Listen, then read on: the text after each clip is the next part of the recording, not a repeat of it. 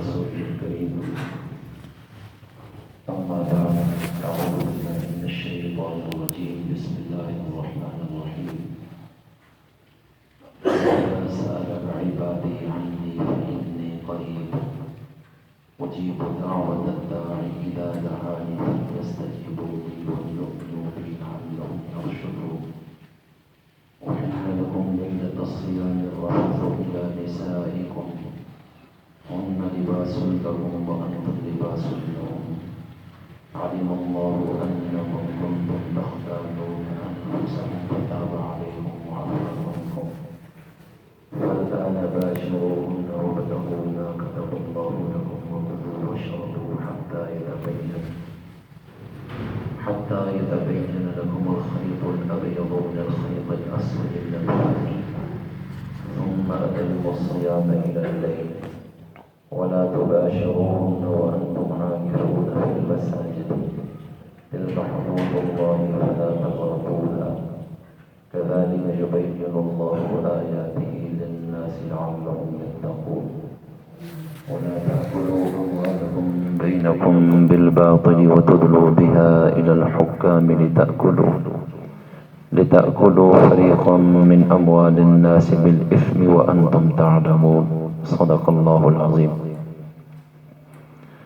اللهم صل على محمد وعلى آل محمد كما صليت على إبراهيم وعلى آل إبراهيم إنك حميد مجيد. اللهم بارك على محمد وعلى آل محمد كما باركت على إبراهيم وعلى آل إبراهيم إنك حميد مجيد. اور جب پوچھیں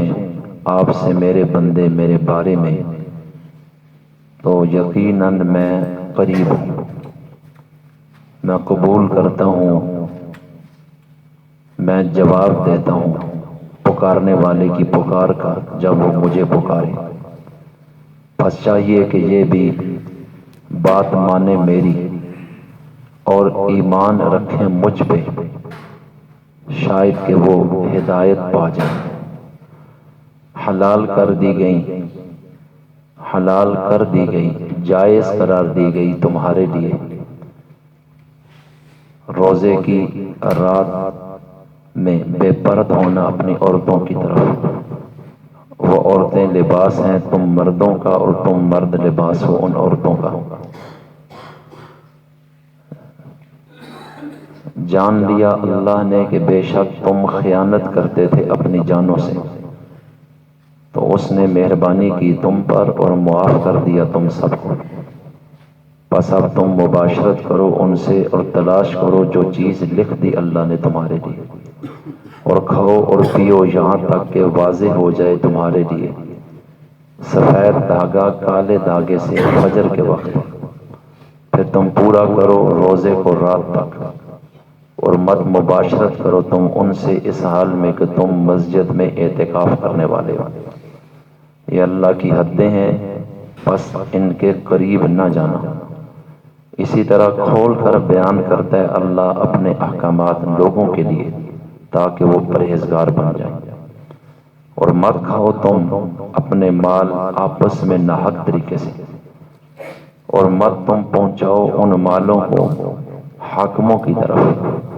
تاکہ کھاؤ تم ایک گروہ کا لوگوں کے مالوں میں سے ایک گروہ کا مال تم ناحق طریقے سے کھاؤ اس حال میں کہ تم جانتے بھی ہو. درود شریف پڑھ لیجیے. اللہم صلی علی محمد. میرے عزیز مسلمان بھائیوں، دوستوں اور بزرگوں، پارہ نمبر 2 میں سے سورہ بقرہ کی آیات 186، 87 اور 88 تلاوت کی گئی ہیں، اور یہ سورہ بقرہ کا 23واں اور پارہ نمبر 2 کا 7واں رکوع ہے. آیت نمبر 186 کے متعلق پچھلے جمعے عرض کیا گیا تھا کہ اے پیغمبر، جب لوگ آپ سے میرے بارے میں پوچھیں میرے بندے کہ میں کہاں ہوں، تو ان کو جواب دینا ہے میری طرف سے کہ میں بالکل قریب ہوں. صحابہ اکرام رضوان اللہ علیہم اجمعین نے حضرت حسن بصری رحمۃ اللہ علیہ کی روایت کے مطابق ایک موقع پر نبی کریم علیہ السلام سے یہ پوچھا تھا این اللہ، اللہ کہاں ہے؟ تو حضور علیہ السلام نے جواب نہیں دیا، اور پھر اللہ تعالیٰ نے یہ آیت اتاری کہ میرے بندے آپ سے میرے بارے میں پوچھیں تو میں بہت نزدیک ہوں۔ پارہ نمبر 26 سورہ قاف میں فرمایا نحن اقرب الیہ من حبل الورید، کہ ہم تمہاری شاہ رگ سے بھی زیادہ قریب ہیں، یعنی جس رگ میں زندگی چل رہی ہے، رگ حیات جسے کہتے ہیں، وہ انسان کے قریب ترین ہوتی ہے۔ فرمایا کہ اس سے بھی بہت قریب میں رب ہوں۔ تو اللہ تعالیٰ قریب کس لحاظ سے ہے؟ اپنی ذات کے لحاظ سے بھی، کہ جو کچھ بھی موجود ہے یہ دراصل اللہ تعالیٰ کے وجود کی وجہ سے موجود ہے، اور ہر چیز کی قیام اور اس کا بقا یہ اللہ کے وجود کی وجہ سے ہے کہ اللہ ہر جگہ موجود ہے۔ اس لیے کائنات کا ہر وجود جس کو اللہ نے پیدا کیا ہے وہ بعد میں ہے اور اللہ اس سے بھی پہلے ہے۔ اس لیے ذات کے لحاظ سے بھی اللہ تعالیٰ ہر ایک کے قریب ہے۔ علم، قدرت، ارادے، محبت، حمایت اور تاثیر اور قدرت کے لحاظ سے بھی اللہ تعالیٰ قریب تر ہے، کیونکہ اللہ تعالیٰ ہر ایک کی ضروریات کو جانتا ہے، کیونکہ وہ رب ہے۔ اس کو پوچھنا نہیں پڑتا، وہ غافل نہیں ہے، لا علم نہیں ہے، کیونکہ اگر لا علم ہو تو پھر رب نہیں ہو سکتا۔ اور علم کے لحاظ سے بھی ہر ایک تک اس سے زیادہ اللہ کی پہنچ ہے، کہ خود وہ اپنے بارے میں اتنا اور اپنی ضروریات اور حاجات کو ماضی، حال اور مستقبل کے حوالے سے اتنا نہیں جانتا کہ اس کے لیے کیا نقصان دہ ہے اور کیا فائدہ مند، جتنا اللہ جانتا ہے۔ وَكَانَ اللَّهُ بِكُلِّ شَيْءٍ عَلِيمًا، قرآن کریم میں ہے کہ اللہ تعالیٰ ہر چیز کا علم رکھنے والے ہیں۔ كَانَ اللَّهُ سَمِيعًا بَصِيرًا، اللہ تعالیٰ خوب ہر ایک کو دیکھنے والا اور ہر ایک کو سننے والا، لہٰذا وہ ذات کے لحاظ سے بھی قریب تر ہے، علم کے لحاظ سے بھی قریب تر ہے، اور قدرت کے لحاظ سے بھی، کہ جب وہ سب کچھ جانتا ہے تو پھر ضروریات کو پورا کرنے پر بھی قادر ہے، اور وہی کرتا ہے کہ انسان کو کیا چاہیے یہ بغیر بتائے اسے پتہ ہے، اور اتنی اس کی قربت ہے ہر ایک ذرے اور وجود کے ساتھ کہ انسان کے دل میں یا کسی مخلوق کے روح میں کھٹکا بھی نہیں گزرتا اور اس کو علم ہوتا ہے۔ وہ الفاظ سننے کا محتاج نہیں کہ کوئی کہے تو مجھے پتا چلے کہ اس کو کیا چاہیے، یہ انسانوں اور مخلوق کی شان ہوتی ہے، اللہ تعالیٰ کی شان اس سے جدا ہے۔ اس لیے فرمایا کہ میری قدرت بھی، کہ قدرت کے لحاظ سے بھی میں قریب تر ہوں، علم کے لحاظ سے بھی، محبت کے لحاظ سے بھی۔ تو اس لیے فرمایا کہ اگر میرے بندے پوچھیں اللہ کہاں ہے تو میں بہت قریب ہوں۔ اسی طرح یہ ساری تفصیل حضرت شاہ عبد القادر رحمۃ اللہ علیہ نے اللہ تعالیٰ کی موجودگی اور قربت ان حیثیتوں سے اپنی ترجمہ قرآن اور تفسیر میں بیان فرمائی۔ حضرت شاہ عبد القادر محدث دہلوی رحمۃ اللہ علیہ وہ شخصیت ہیں جنہوں نے اس بر صغیر میں سب سے پہلا قرآن کریم کا اردو زبان میں با محاورہ ترجمہ کیا۔ شاہ عبد القادر رحمۃ اللہ علیہ نے ایڈورڈ روڈ دہلی کی اکبر جامع مسجد میں 12 سال اعتکاف کیا قرآن کریم کے پہلے بامحاورہ ترجمے کے لیے، اور زندگی کا ایک بڑا حصہ اس میں لگا کر قرآن کریم کا پہلا بامحاورہ ترجمہ امت کو پیش کیا اردو میں، کیونکہ اردو زبان اس وقت معرض وجود میں آئی اور آہستہ آہستہ معاشرے کی زبان بنتی جا رہی تھی، اس لیے ضرورت تھی اردو دان طبقے کو قرآن کی طرف لانے کی، اور اس وقت کے علماء نے اس ضرورت کو سمجھا، اور آج ہزاروں لاکھوں کتابیں اردو میں موجود ہیں، قرآن کریم کے تراجم، احادیث کے تراجم، لیکن یہ سارا کریڈٹ حضرت شاہ عبد القادر کو جاتا ہے۔ حضرت شاہ عبد القادر محدث دہلوی رحمۃ اللہ علیہ، حضرت شاہ ولی اللہ محدث دہلوی کے بیٹے تھے۔ شاہ ولی اللہ محدث دہلوی وہ شخصیت ہیں جنہوں نے بر صغیر میں سب سے پہلا قرآن کریم کا فارسی کا ترجمہ کیا، فتح الرحمن فی ترجمۃ القرآن کے نام سے، اور اس وقت پورے بر صغیر میں فارسی زبان سرکاری زبان تھی، جس طرح پاکستان میں اردو زبان دفتری اور سرکاری زبان ہے، تو بر صغیر میں فارسی بولی جاتی تھی، پڑھی جاتی تھی، لکھی جاتی تھی، لوگوں میں یہی رائج زبان تھی قومی حیثیت سے۔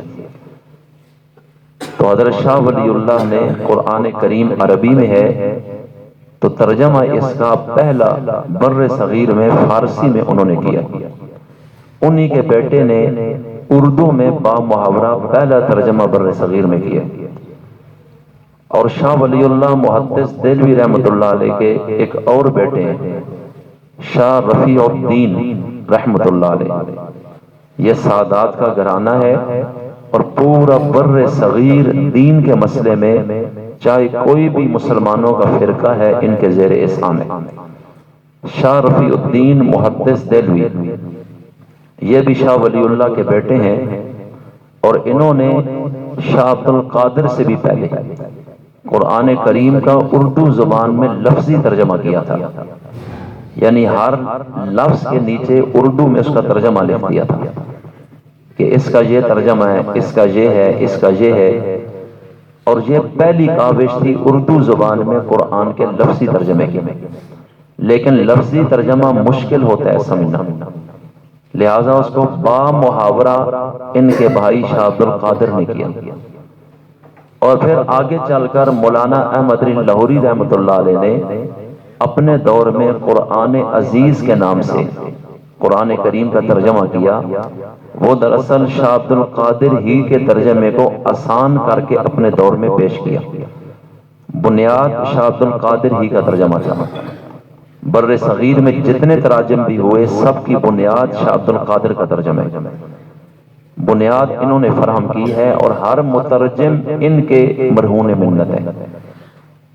مولانا احمد علی لاہوری رحمۃ اللہ علیہ سے پہلے شیخ الہند محمود الحسن رحمۃ اللہ علیہ نے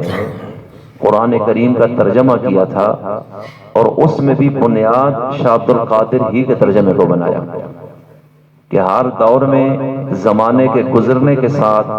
زبان میں تبدیلی اور محاورے میں چینجنگ ہوتی ہے، لہٰذا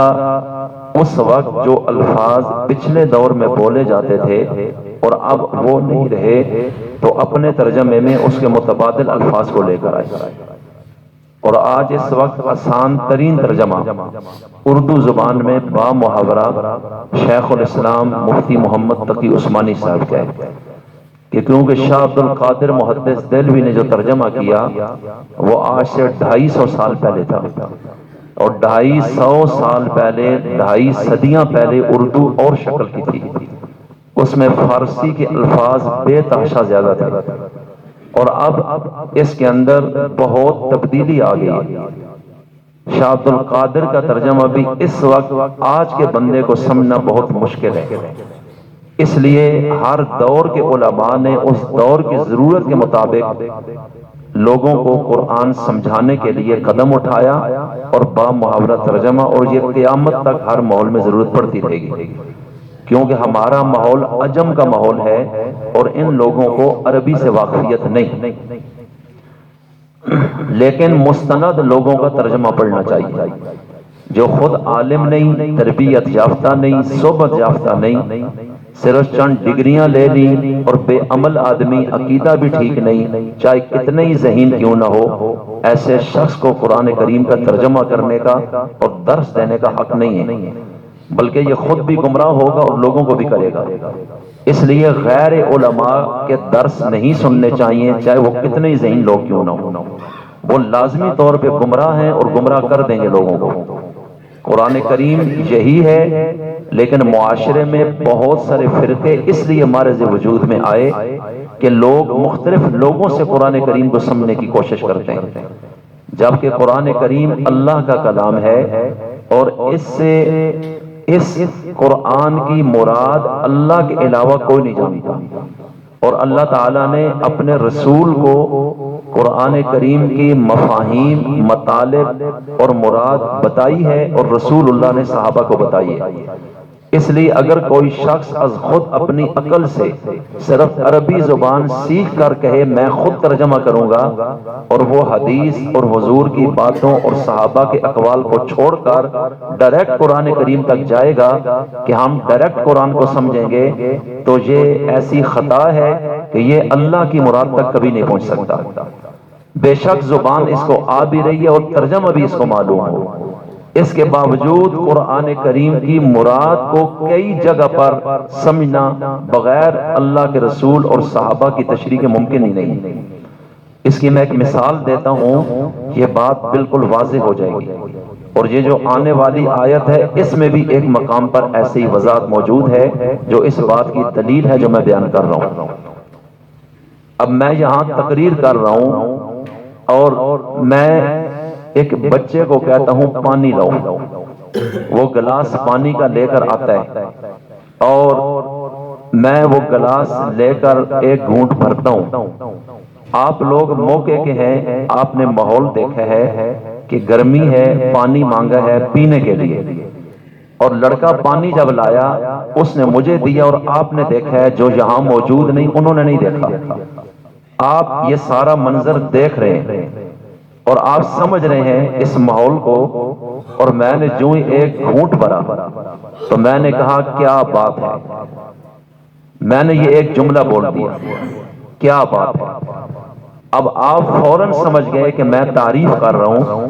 کہ گرمی تھی اور پانی ٹھنڈا لایا موسم کے مطابق، حالانکہ میں نے یہ نہیں کہا کہ میں تعریف کرنے لگا ہوں، میں نے وضاحت نہیں کی، لیکن آپ میں سے سارے اس بات کو ایک لمحے میں سمجھ جائیں گے کہ میں اس کی تعریف کر رہا ہوں، اور یہ جملہ تعریف کے طور پہ بھی استعمال ہوتا ہے، کیا بات ہے۔ اب میں نے جب یہ بولا اور آپ میں سے ہر شخص میری مراد کو سمجھ گیا، اب یہی لفظ اگر میں بولتا ہوں، میں نے کہا کیا بات ہے، ایک بندہ کھڑا ہوا، میں نے کہا کیا بات ہے، اب آپ سمجھ گئے کہ میں نے تعریف نہیں کی، میں سوال کر رہا ہوں کہ کیا مسئلہ ہے، لیکن لفظ میں نے بولا کیا بات ہے۔ اسی طرح میں نے ہاتھ ہلایا، وہی الفاظ بولے، اور آپ موقع پر موجود اسی لفظ سے میری دوسری مراد کو سمجھ رہے ہیں، لیکن جو یہاں نہیں ہے ان کو نہیں پتا۔ اسی طرح کوئی بندہ کھڑا ہوا دوران تقریر اور مجھے اچھا نہیں لگا، اور میں نے غصے میں کہہ دیا کیا بات ہے، میں نے صرف لہجہ بدلا، الفاظ وہی رکھے، اور اب آپ سمجھ رہے ہیں کہ میں نے تعریف بھی نہیں کی، میں نے سوال بھی نہیں کیا، میں نے ڈانٹا ہے۔ اب ایک ہی لفظ ہے، تین مرادیں ہیں، لیکن میری مراد کیا ہے کس موقع پر، یہ صرف وہ جانتے ہیں جو سامنے۔ اب ایک شخص کراچی میں بیٹھا ہوا ہے اور اس نے یہ وہاں ایک تحریر میں پڑھا کہ دوران تقریر انہوں نے یہ کہا کیا بات ہے، تو وہاں تین قسم کے لوگ کھڑے ہوں گے، ایک لوگوں کو بتائے گا کہ یہ تو سوالیہ جملہ ہے، انہوں نے سوال کیا ہے، دوسرا کہے گا یہ ڈانٹ ڈپٹ کا جملہ ہے، انہوں نے ڈانٹا ہے کسی کو، تیسرا کہے گا کہ یہ تعریف کا جملہ ہے، تعریف کی ہے۔ اب میرا ایک جملہ تھا اور آگے سے تین تفسیریں بنی ہیں، اب ظاہر بات ہے ایک ان میں سے ٹھیک ہے اور دو غلط بیان کر رہے ہیں۔ اب اگر وہ چاہتے ہیں کہ میری مراد تک پہنچیں تو جو حاضرین مجلس ہیں ان پر اعتماد کرنا پڑے گا کہ آپ بتاؤ کہ انہوں نے کیا بولا۔ اب اگر وہ کہیں ہمیں اردو آتی ہے، ہمیں کیا ضرورت ہے ان سے پوچھنے کی، ہم ڈائریکٹ اردو کو جانتے ہیں، ہم تشریح کریں گے۔ تو ایمان سے بتائیں میرے اس موقع پر بولے گئے جملے کی تفسیر کرنے کا اختیار انہیں حاصل ہے؟ غلط کر رہے ہیں، وہ ٹھوکر کھائیں گے، اگلوں کو بھی غلط سمجھائیں گے۔ بے آئین ہی جب اللہ تعالیٰ کچھ بولتا ہے تو پیغمبر سنتا ہے، پیغمبر سے بہتر کوئی نہیں جانتا کہ اللہ تعالیٰ کی اس مقام پر کیا مراد ہے۔ اگر دنیا کا کوئی شخص کہے مجھے عربی آتی ہے، نبی کی کیا ضرورت ہے، تو یہ غلط کر رہے ہیں۔ اگر نبی کی ضرورت نہ ہوتی اللہ پیغمبر پر قرآن نہ اتارتا، اللہ ہر شخص کو لکھا ہوا نسخہ اس کی جھولی میں لا کے رکھ دیتا کہ یہ لو پڑھو اور سمجھو۔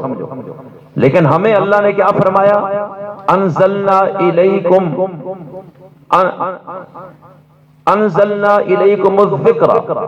کہ ہم نے نازل کیا تمہاری طرف یہ خاص ذکر۔ توجہ کیجئے، اور دوسرے مقام پر فرمایا لتبین للناس وانزلنا الیک الذکر، اے نبی ہم نے آپ کی طرف یہ خاص نصیحت نامہ اتارا ہے آپ کی طرف۔ کیوں؟ لتبین للناس، تاکہ آپ اس کی مراد اور بیان کو واضح کریں لوگوں کے لیے، لوگ آپ کی زبان پر اعتماد کریں اور آپ بتائیں ان کو کہ میں کیا چاہتا ہوں۔ اس لیے 1.25 لاکھ صحابہ باوجود عربی جاننے کے انہوں نے قرآن کریم کو ڈائریکٹ نہیں سمجھا، رسول اللہ کے ذریعے سمجھا، اور تابعین تبع تابعین نے، اور آج تک سینہ بسینہ معتبر تفسیر وہی ہے جو اس سلسلے کے ساتھ جڑ کر جہاں تک پہنچے۔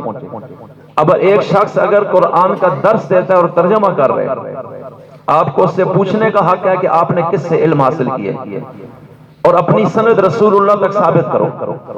کہ آپ نے حدیث کہاں سے سیکھی، اس نے کس سے پڑھی، اس نے کس سے، اور یوں سلسلہ پورا تم بتاؤ گے کہ رسول اللہ تک تمہاری سند پہنچتی ہے کہ نہیں۔ قرآن کریم کی تفسیر آپ بیان کر رہے ہیں، آپ نے کس سے پڑھی ہے؟ اگر وہ کہے کہ مجھے اللہ نے عقل دی ہے، میں نے کتابیں پڑھی ہیں، میں نے مطالعہ کیا ہے، میں نے دنیا کے سفر کیے، میں نے ڈگریاں لی، میں مولویوں کا محتاج تھوڑے ہی ہوں، آپ سمجھ جانا کہ وہ گمراہ آدمی ہے، بالکل اس کے قریب نہ لگیں، اس لیے کہ آپ اپنی عاقبت کو خراب کر دیں گے۔ اس کی مثال میں نے آپ کے سامنے رکھ دی ہے۔ صحابہ کرام کے پیچھے ہمیں رسول اللہ چھوڑ کر گئے کہ ان کے پیچھے تم نے چلنا ہے، اور اللہ تعالیٰ نے فرمایا کہ رسول اللہ کی تابعداری اختیار کرو، ورنہ عربی تو دنیا میں لوگوں کو پہلے بھی آتی تھی، اب بھی آتی ہے، اور اگر کوئی شخص کہے ذریعوں کی کوئی ضرورت نہیں، تو پھر جب اس کے نزدیک ابو بکر صدیق تفسیر کرے تو مانی جائے کہ وہ عربی ہیں، تو ابو جہل بھی تو عربی ہے، کیا پھر ابو جہل کو حق دیں گے کہ وہ قرآن کریم کا درس دے؟ کیا ابو لہب کو بھی یہ حق ملے گا کہ وہ بھی قرآن کریم کا ترجمہ کرے؟ دنیا کے کتنے کافر ہیں جو پیدائشی طور پہ عرب لوگ ہیں، یہودی ہیں، کرسچن ہیں، پیدائشی عرب ہے، وہ غیر عربی نہیں ہے، وہ عجمی نہیں ہے، اور ان کو عربی ہم سے بھی زیادہ آتی ہے، لیکن اس کے باوجود اگر صرف عربی زبان آنے سے کوئی قرآن کا مترجم یا مفسر بننے کا حق رکھتا ہے تو پھر اس میں تو مسلمان ہونا بھی شرط نہیں، آپ تو کسی کافر کو بھی حق دیں گے کہ آپ درس دو اور ہم سنیں۔ اس لیے میں یہ عرض کرنا چاہتا ہوں، ہر لائن کے لوگ ہیں، جیسے قانون ہے پارلیمنٹ نے بنایا تو قانون کی تشریح کا اختیار قانون کے لوگوں کو ہے،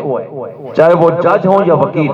اگر کوئی کہے کہ مجھے انگریزی بہت آتی ہے میں بھی قانون کی تشریح کروں گا، لوگ کہیں گے غلط ہے، اس کو اختیار نہیں ہے۔ اسی طرح ڈاکٹری لائن ہے تو ڈاکٹر اپنی لائن کی تشریح کریں گے، دوائیوں کی اور ماحول کی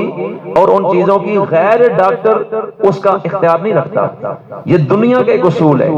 تو بے آئینی ہی قرآن کریم کو کھلونا نہ بنایا جائے، اور ہم بھی عقل استعمال کریں، اور ہم بھی ایسے نااہل لوگوں کا نہ درس سنیں، چاہے یہ کتنے ہی دنیا کو متاثر کریں اپنی تقریروں سے اور اپنے الفاظ سے، اس چیز کی کوئی حیثیت نہیں ہے۔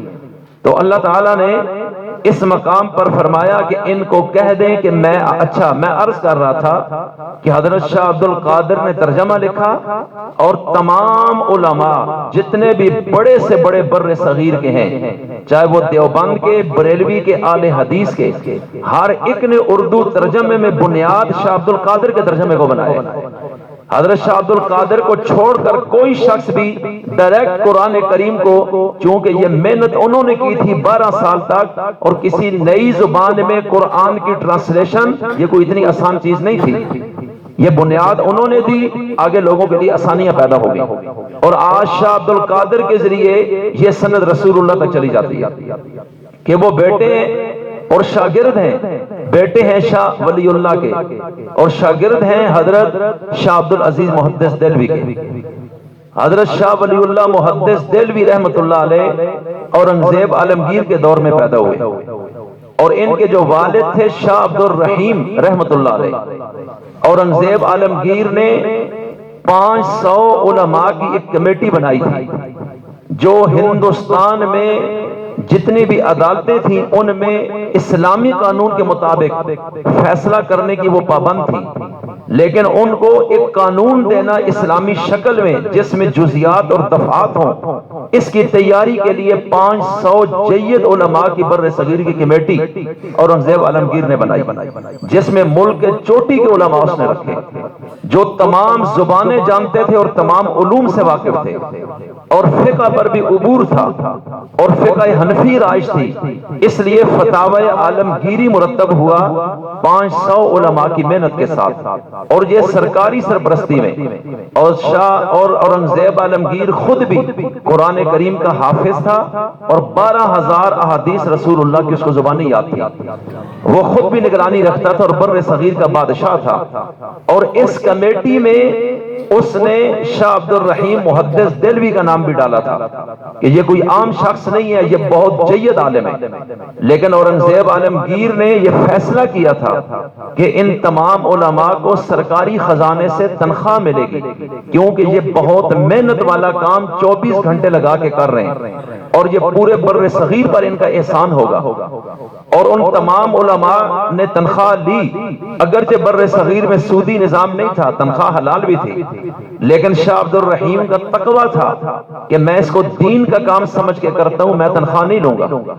اورنگزیب عالمگیر نے کہا کہ میری شان کے خلاف ہے کہ میں آپ کو اس کمیٹی کا انچارج بناؤں اور آپ تنخواہ نہ لیں، آپ معاوضہ لیں۔ انہوں نے کہا کہ میری مسند کے خلاف ہے کہ میں آپ سے تنخواہ لوں، میں نہیں لوں گا۔ تو جب انہوں نے انکار کیا تو پھر اورنگزیب نے ان کو کمیٹی سے الگ کر دیا، اس لیے نہیں کہ آپ اہل نہیں، اس لیے کہ آپ مفت کام کرنا چاہتے ہیں اور میں اپنی شان کے خلاف سمجھتا ہوں۔ اس سے آپ اندازہ لگائیں کہ ان 500 علماء میں بھی شاہ عبد الرحیم کا کیا مقام تھا کہ تقوی کی بنیاد پر۔ اور پھر شاہ عبد الرحیم رحمت اللہ علیہ کا جو شاہ عبد الرحیم محدث دہلوی کون تھے؟ وہ حضرت امام مجدد الف ثانی کے مریدوں کے مرید تھے، باقاعدہ ایک سند تھی اور رسول اللہ تک یوں ہر لحاظ سے جا رہی ہے، اور آج پورے بر صغیر میں چاہے وہ دیوبند کا ہو، اہل حدیث کا ہو یا بریلوی مسلک کا کوئی بھی عالم ہے، جب وہ حدیث بیان کر رہا ہوتا ہے آپ اس کو کہیں کہ اپنی سند بیان کرو تو حضرت شاہ ولی اللہ کا نام اس میں ضرور آئے گا۔ اگر شاہ ولی اللہ کو نکال دیں تو بر صغیر کے مسلمانوں کی یہ سند رسول اللہ تک جا ہی نہیں سکتی۔ حضرت شاہ ولی اللہ نے یہ علم مکہ مکرمہ سے شیخ طاہر کردی سے حاصل کیا، اور بر صغیر میں آ کے انہوں نے یہاں اسلام پھیلایا، اور انہی کا خاندان ہے آج جن کی وجہ سے یہ اسلام نظر آ رہا ہے اس پورے اس خطے میں۔ اور اورنگزیب عالمگیر کو انہوں نے خطوط لکھے، اپنے بچپن کے دور میں کئی خط لکھے اور جہاد کی طرف راغب کیا کہ اس طرف اسلامی معاملہ ہے، اس طرف، اور خود بھی اس میں ساتھ دیا۔ اور پھر ان کی ایک تحریک چلی، ان کے بیٹوں میں سب سے بڑے بیٹے حضرت شاہ عبد العزیز محدث دہلوی ہیں، اور یہ بر صغیر کا وہ پہلا شخص ہے جنہوں نے انگریز کے خلاف فتویٰ دیا تھا کہ کوئی بھی مسلمان انگریز کی فوج میں بھرتی نہ ہو، اس لیے کہ انگریز کی فوج میں جب تم بھرتی ہوتے ہو اس نے بر صغیر پہ قبضہ مارا ہے اور وہ پھر تمہارے ذریعے مسلمان علماء اور عوام پہ گولیاں چلواتا ہے، اور تم خود اپنے ہاتھوں سے مسلمان جو آزادی کے لیے کھڑے ہیں، تمہارے لیے انگریز کی فوج میں بھرتی ہونا حرام ہے۔ اور حضرت شاہ عبد العزیز کو اس فتوے کی پاداش میں انگریز نے دونوں ہاتھ جہاں سے کاٹ دیے تھے، لیکن اپنا فتویٰ انہوں نے واپس نہیں دیا۔ اور شاہ عبد العزیز کا یہی فتویٰ تھا کہ جس کی وجہ سے بر صغیر میں آزادی کی تحریک اٹھی اور آخر کار 92 سال بعد انگریز کو بر صغیر چھوڑنا پڑا، اور وہ کہتا تھا کہ اس شاہ عبد العزیز کے فتوے نے ہمیں مار دیا ہے کہ ہندوستان کے تمام علماء ان کے قدموں میں سے وابستہ ہیں، اگر وہ شخص فتویٰ نہ دیتا کم از کم یہاں آزادی کی تحریک کبھی نہ چلتی۔ اس لیے میں عرض کرنا چاہتا ہوں کہ بر صغیر بھی ان کی وجہ سے اللہ نے دیا، یہ حدیث قرآن علم ان کی وجہ سے اللہ نے دیا۔ اب اتنے بڑے علماء اور قرآن کا ترجمہ ان کا بھائی کر رہے اور وہ 12 سال لگا رہے، جبکہ عربی زبان ان کی مادری زبان کی طرح تھی، ان کے لیے بولنا سمجھنا مسئلہ نہیں تھا، اندر اللہ کا خوف تھا کہ کہیں ترجمہ غلط نہ ہو جائے۔ 12 سال اعتکاف کیا اللہ کے گھر میں، اور 12 سال بعد یہ قرآن کا ترجمہ امت کے سامنے پیش کیا، اور تمام علماء نے اس کو قبول کیا کہ انہوں نے واقعی قرآن کریم کے ترجمے کا حق ادا کر دیا۔ اور آج تیسری صدی جا رہی ہے، ان سے بڑھ کر کسی ترجمے کو اللہ نے مقبولیت نہیں دی۔ وہ الگ بات ہے محاورہ پرانا ہو گئے تو نئے محاورے نئے علماء، لیکن بنیاد اسی کو بنا کر چل رہے ہیں۔ اللہ تعالی ہمیں علماء کی قدر کی توفیق عطا فرمائے۔ کئی بیوقوف کہہ دیتے ہیں جی یہ علماء خواہ مخواہ دین پہ ٹھیکیدار بن کے بیٹھے ہیں، ارے بھائی آپ کو پتہ ہی نہیں ہے انہی کی قربانیوں سے بر صغیر کو آپ کو ملا ہے۔ میں آپ سے پوچھنا چاہتا ہوں کہ جب پورے بر صغیر پر انگریز آئے اور حکومت بھی اس کے پاس آ گئی تو کون لوگ تھے جو کھڑے ہوئے جنہوں نے اس کے ساتھ ٹاکرا کیا؟ اور پشاور سے لے کے دہلی تک مین روڈوں پر کوئی ایسا بڑا درخت نہیں تھا کہ جس کے ساتھ کسی نہ کسی عالم کی لاش انگریز نے نہ لٹکائی ہو۔ 10,000 علماء کی لاشیں اس نے درختوں سے لٹکائی ہیں کہ تم ہوتے کون ہو آزادی کی باتیں کرنے والے، اور یہ آج بھی کتابوں میں موجود ہے۔ اور علماء کی اس تحریک کے نتیجے میں اینڈ آپ کے سامنے ہے کہ آج بر صغیر میں اللہ تعالیٰ نے ہمیں ایک آزاد قوم کی حیثیت سے کھڑا کیا ہے۔ اس لیے علماء سے ہم کبھی بھی پیچھے نہیں ہٹ سکتے، اور جو لوگ علماء کے خلاف بولتے ہیں آپ سمجھ جائیں حقیقت میں وہ غیر مسلموں کی تحریک کے روح رواں ہیں۔ آج قادیانی فتنہ پوری دنیا میں ہے، آپ ان کا سربراہ ہے مرزا طاہر، اس وقت مرزا مسرور، پوری دنیا میں اس کی ہر تقریر میں علماء کے خلاف باتیں، وہ سٹارٹ ہی یہاں سے کرتا ہے کہ مولویوں نے یرغمال بنا لیا پاکستان کو، مولویوں نے یوں کیا، مولویوں نے ٹھیکیداری کی ہوئی ہے، مولوی تاکہ مجھے سننے والا کوئی بندہ علماء کے قریب نہ جائے، کیونکہ جب وہاں جائے گا تو لازمی طور پہ وہ ہمارے قبضے میں نہیں آ سکتا، اور جتنا ان سے ہٹے گا اتنے جلدی ہمارے پاس پھنسے گا۔ اللہ تعالی ہمیں علماء پر اعتماد نصیب فرمائے۔ تو بہرحال میں عرض کرنا چاہتا ہوں کہ حضرت شاہ رفیع الدین نے پہلا لفظی ترجمہ کیا، شاہ عبد القادر نے پہلا با محاورہ ترجمہ کیا۔ اب اگلی بات سنیں اور حیران کن ہے کہ انہی کے سب سے بڑے بھائی حضرت شاہ عبد العزیز محدث دہلوی، اللہ تعالیٰ نے ان کو بہت بڑا حافظہ عطا کیا تھا، اور ان کی اگر آج آپ کرامتیں صرف کتابوں میں پڑھیں تو آپ اشش کر جائیں گے۔ حضرت شاہ عبد العزیز تقوی کے اس مقام پر تھے کہ جب وہ مسجد میں آتے تھے، مسجد میں ان کے حالات میں لکھا ہے کہ اپنے سر پر رومال رکھتے اور یوں لوگوں کے چہروں کو نہیں دیکھتے تھے، بس سیدھا حجرے سے نکل کے نماز پڑھائی اور واپس حجرے میں نظر نیچے رکھ کر چلے گئے۔ ایک دن کسی شخص نے اعتراض کیا کہ حضرت یہ تو تکبر ہے کہ آپ لوگوں میں گھل مل کے رہیں اور آپ کو یہ کیا کرتے ہیں آپ؟ حضرت نے فرمایا کہ میاں میں جو کرتا ہوں ٹھیک کرتا ہوں، آپ چھوڑ دیں ان چیزوں کو۔ لیکن جب اس نے اصرار کیا، فرمایا کہ میرے کمرے میں آؤ، آپ نے اپنی دستار اس کے سر پہ رکھی اور رومال اس کے سر پہ رکھا، فرمایا اب جاؤ مسجد میں نمازی نماز کے انتظار میں ہے، ذرا دیکھ کے آؤ کتنے بیٹھے ہوئے ہیں۔ اب جب وہ آیا اور جو ہی نظر لگائی اور فل سپیڈ سے بھاگا، اس نے کہا کہ مجھے تو انسان کم ہی کتے اور خنزیر بیٹھے ہوئے نظر آ رہے ہیں سارے۔ کہا کہ میں کیا کروں کہ جب میں جاتا ہوں، یہ اللہ کا ذکر اور کل بڑوں کی تربیت ہے کہ جو لوگ یہ گناہ کر کے آتے ہیں مجھے اللہ ان کا وہ چہرہ دکھا رہا ہوتا ہے، تو میں اس لیے نہیں دیکھتا کہ میرے دل میں نفرت پیدا نہ ہو ان کی، لیکن یہ مخلوق ہے، ان میں رہ کے ہم نے کام کرنا ہے۔ حضرت شاہ عبد العزیز محدث دہلوی رحمۃ اللہ علیہ نے قرآن کریم کی ایک تفسیر ہے ان کی، اب آج تک کتنی تفسیریں لکھی گئی ہیں؟ 1400 سال میں، عربی میں، اردو میں، جرمن میں، انگریزی میں، فارسی میں، سنسکرت میں، دنیا کی ہر زبان میں قرآن پاک کی تفسیریں ہیں۔ لیکن میں جو عرض کرنے لگا ہوں، حضرت شاہ عبد العزیز زندگی کے آخری دور میں نابینا بھی ہو گئے تھے، عمر بہت زیادہ تھی، اور ہفتے میں ایک دن قرآن پاک کا درس دیتے تھے، اور وہ درس ایسا تھا جس میں شاگرد بیٹھ کر ان علوم کو یوں لکھتے تھے، اور اب وہ جو انہوں نے درس دیا 29ویں پارے کا، 30ویں پارے کا، پہلے پارے کا اور دوسرے پارے میں انہوں نے باقاعدہ طور پر یا ایھا الذین آمنوا کتب علیکم الصیام آیت نمبر 182 تک یہ درس دیا، ان کا انتقال ہو گیا۔ اب یہ جو انہوں نے درس دیا نبینا عالم میں اور زبانی، یہ ان کے شاگردوں نے تقریباً 3.25 پارے ان کی زندگی میں قلم بند کیے، اور یہ تفسیر عزیزی کے نام سے چھپی ہے، فارسی میں، اردو ترجمہ بھی ہوا ہے۔ علامہ انور شاہ کشمیری رحمۃ اللہ علیہ جو دارالعلوم دیوبند کے بڑے استاد تھے، بخاری شریف بھی پڑھاتے تھے اور ڈابیل میں بھی پڑھاتے تھے، اور وہ بھی سید المحدثین کہلاتے ہیں۔ قادیانیوں کے خلاف 1935 سے پہلے بہاول پور کی عدالت میں بر صغیر کی تاریخ میں جو پہلا فیصلہ آیا تھا جس میں جج نے ان کو غیر مسلم قرار دیا تھا، وہ کیس انور شاہ کشمیری نے لڑا تھا، اور جب وہ پوری بحث کر کے چلے گئے، اتنے بیمار تھے کہ واپس دیوبند میں پہنچے اور وہیں ان کا انتقال ہو گیا، اور جہاں وہ فرما کر گئے تھے کہ مجھے یقین ہے انشاءاللہ کہ یہ فیصلہ مسلمانوں کے حق میں اور مرزائیوں کے خلاف آئے گا، اور اگر یہ فیصلہ چھپ جائے تو جو بہاول پور کے سب سے بڑے عالم تھے ان کو فرمایا اگر میری زندگی میں آیا تو دیوبند میں مجھ تک پہنچا دینا، اور اگر میں مر گیا تو میری قبر پر آ کر یہ فیصلہ پڑھ کے آپ نے سنانا ہے۔ اور پھر جب وہ فیصلہ وہ جج نے دیا بہاول پور ریاست میں، اور نواب آف ریاست پور نے پورا اختیار اس کو دیا تھا کہ تم پوری ثوابدید اور اختیارات کے ساتھ آزادانہ طور پر فیصلہ کرو،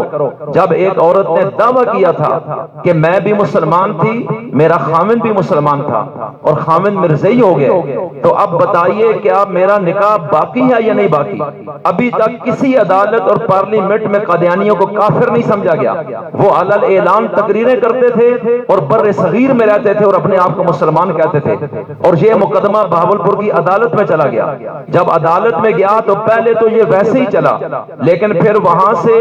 مرزائیوں نے اپنے بڑے ایک شخص کو روے اور قادیان سے بلایا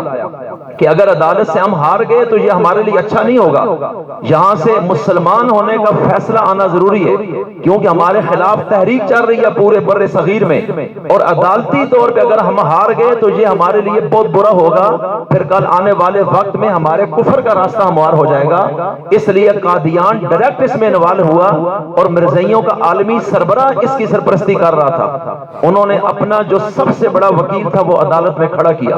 تو پھر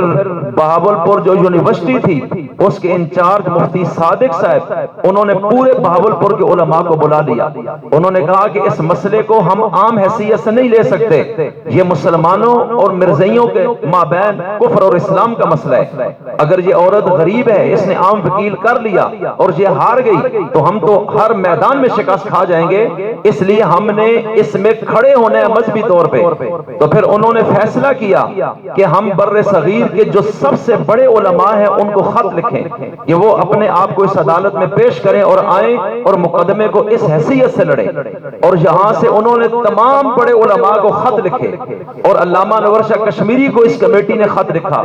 کہ ہم سب کی یہ خواہش ہے کہ بہاول پور کی عدالت میں یہ مقدمہ جناب نے لڑنا ہے، مولانا تقی عثمانی کے والد مفتی شفیع مفتی اعظم پاکستان، یہ بھی شاگرد تھے علامہ انور شاہ کشمیری کے۔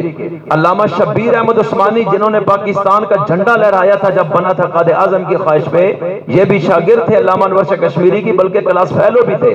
شیخ الہند محمود حسن کے شاگردوں میں تھے۔ مولانا بدر عالم میرٹھی مہاجر مدنی جنت البقیع میں قبر ہے، بہت بڑے بر صغیر کے عالم تھے، وہ بھی علامہ انور شاہ کشمیری کے شاگرد تھے۔ مولانا ادریس کاندروی جنہوں نے 7 جلدوں میں قرآن پاک کی تفسیر معارف القرآن لکھی ہے، وہ بھی علامہ انور شاہ کشمیری کے شاگرد تھے۔ اتنے بڑے بڑے شاگرد ان کے دنیا میں کہ دنیا ان کے قدموں میں بیٹھتی تھی، اور یہ سب کے استاد تھے۔ اور انور شاہ کشمیری کا یہ دعویٰ تھا کہ میں نے زندگی میں جو کتاب ایک دفعہ نظر سے گزاری وہ مجھے زبانی یاد ہو گئی ہے۔ اخبار نہیں پڑھتے تھے، کہتے ہیں میں اخبار یوں دیکھتا ہوں تو وہ مجھے زبانی یاد ہو جاتی ہے، ایسا حافظہ اللہ تعالیٰ نے دیا تھا۔ علامہ انور شاہ کشمیری انتہائی خوبصورت آدمی، رسول اللہ کا خون تھا، حسنی حسینی سید تھے، اور بر صغیر کے سب سے بڑے محدث تھے۔ علامہ انور شاہ کشمیری کو خط گیا کہ آپ اس عدالت میں پہنچیں، دیوبند سے یہاں ابھی پاکستان نہیں بنا تھا، ریل گاڑی کا سفر، اور عین یہ وہ وقت تھا کہ جب بحری جہاز کی طرف چلنے لگے، سامان بند ہوا ہے حج کے لیے۔ انور شاہ کشمیری میں سفر کی ہمت نہیں، لیکن شاگردوں اور ساتھیوں کا اصرار تھا، ہم چرپائی پہ اٹھا کے لے جائیں گے، لیکن اس دفعہ حج ہم آپ کے ساتھ کرنا چاہتے ہیں۔ عین اس لمحے جب سارے بیگ اور سامان بندے ہوئے تھے، چلنے لگے، یہاں سے یہ خط پہنچ گیا، اور جو ہی خط کھولا اس کو پڑھا، 5 منٹ تک خط میں غور و فکر کرتے رہے، اور فوراً فرمایا کہ حج کا سفر میں کینسل کرتا ہوں، ہم حج پہ نہیں جائیں گے۔ علماء نے کہا کیا ہو گئے؟ کہا رسول اللہ کی ختم نبوت کا مسئلہ عدالت میں آ چکا ہے، میں کس منہ سے رسول اللہ کے روزے پہ جاؤں گا، اس لیے اسی کیفیت میں میری چرپائی اٹھاؤ اور مجھے بہاولپور کی عدالت میں پہنچاؤ۔ علامہ انور شاہ کشمیری نے عدالت میں جو کئی دن تک بحث کی ہے، آج تک قادیانیت کے خلاف اس وقت سے اب تک جتنا مواد جہاں بھی لکھا گیا ہے، اس سے زیادہ علمی مواد دنیا میں کہیں نہیں ہے، یہ تمام علماء نے لکھا ہے۔ اور خلاصہ یہ نکلا کہ وہاں سے جب وہ دلائل دے کر نکلے، قادیانیوں کے ایک ایک اعتراض کو توڑا، اور جب واپس پلٹے، اور پھر اس وقت فرمایا کہ اگر میری زندگی میں فیصلہ آ جائے تو مجھے دیوبند میں پہنچا دینا، اور اگر میں مر جاؤں تو میری قبر پہ آ کے تم نے فیصلہ پڑھ کے سنانا ہے، تاکہ میری روح کو وہاں تازگی حاصل ہو جائے کہ میں نے نبی کی ختم نبوت کی جنگ لڑی ہے۔ علامہ انور شاہ کشمیری کو واپس لے کر گئے، اور جب وہ وہاں پہنچے تو ان کی روح قفس انسری سے پرواز کر گئی، دفن کر دیے گئے۔ اس بیماری کے عالم میں انہوں نے دین کی کس قدر خدمت اور دفاع کی ہے، یہ منہ سے کہنا آسان ہے۔ آج کوئی کہہ دے جی علماء ٹھیکیدار ہیں دین کے، ارے بھائی آپ کو پتہ کیا ہے اس چیز کا کہ آپ تک دین پہنچے ہی ان کے ذریعے، یہ نہ ہوتے تو آج تم تو کسی یہودی کے گھر میں یا کرسچن کے گھر میں ہوتے۔ اللہ تعالیٰ ان علماء کو جزائے خیر عطا فرمائے۔ یہی انور شاہ کشمیری ایک دفعہ دارالعلوم دیوبند میں سبق پڑھا رہے تھے، اس وقت فرمانے لگے میں ایک سوال کرنا چاہتا ہوں، اللہ نے قرآن کریم اتارا ہے، کہا کہ ان 14-13 صدیوں میں قرآن کریم کی میرے علم کے مطابق کئی لاکھ تفسیر لکھی گئی ہے، لیکن میرا تم سے سوال ہے کہ کیا ایسا کوئی مفسر ہے جس نے قرآن پاک کی تفسیر کا حق ادا کر دیا ہو کہ قیامت کے دن اللہ پوچھے تم سب نے تفسیریں لکھی تھیں لیکن حق کس نے ادا کیا ہے، اور کون سا مفسر ہے جو کھڑا ہو کے کہہ سکے کہ میں نے حق ادا کیا ہے؟ اس وقت تمام حضرات خاموش، پھر فرمانے لگے کہ کاش کہ شاہ عبدالعزیز کی یہ تفسیر مکمل ہو جاتی، جو 3.25 پارے ہوئے تو وہ فوت ہو گئے۔ کہا کہ اگر یہ تفسیر مکمل ہو جاتی تو خدا کی قسم اللہ کی عدالت میں صرف شاہ عبدالعزیز محدث دل بھی کھڑا ہو کے کہتا کہ میں نے قرآن کی تفسیر کا حق ادا کر دیا۔ انہوں نے کہا کہ ان سے زیادہ علمی تفسیر ان 3.25 پاروں کی روح زمین بھی آج تک کوئی نہیں لکھ سکا، اور یہ نبینا عالم میں قرآن کی تفسیر بیان کر رہے تھے، اندازہ تو لگائیں کہ یہ کس قد کاٹ کے لوگ تھے، اور اللہ تعالیٰ ان کو یہاں لے کر آیا، اور بر صغیر میں پورے خاندان کی خدمت، اور یہ رسول اللہ کے نسب کے لحاظ سے بھی اولاد ہے۔ اللہ تعالیٰ ہمیں ان بڑوں پر اعتماد نصیب فرمائے، اور ہمیں قیامت تک علماء پر اعتماد، ان کی اطاعت اتباع نصیب فرمائے۔ وما علینا الا البلاغ المبین۔